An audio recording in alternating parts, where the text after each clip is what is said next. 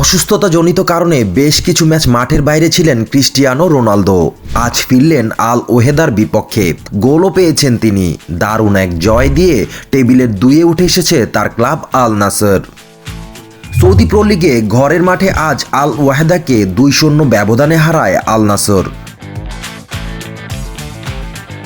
আনহেলা Gabriel প্রথমার্ধে ক্লাবটিকে এগিয়ে নেওয়ার পর দ্বিতীয়ার্ধে পেনাল্টি থেকে গোল করে ব্যবধান বাড়ান ক্রিস্টিয়ানো রোনালদো।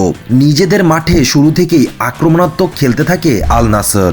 বেশ কয়েকটি ভালো সুযোগও পায় তারা।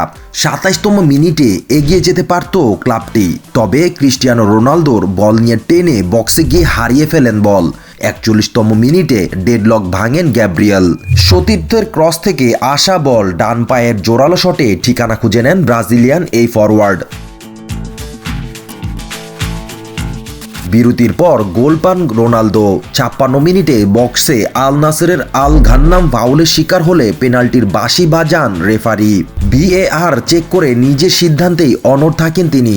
সফল স্পট কিকে ব্যবধান দ্বিগুণ করেন পর্তুগিজ তারকা। এরপর আরও কিছু সুযোগ পায় তারা, তবে গোল করা হয়নি আর। শেষ দিকে আল নাসরের আল খাইবারিকে ফাউল করে লাল কার্ড দেখান সফরকারী দলের ওয়ালিদ। তবে 10 জনের দলে পরিণত হলেও আল নাসর সুযোগ কাজে লাগাতে পারেনি আর।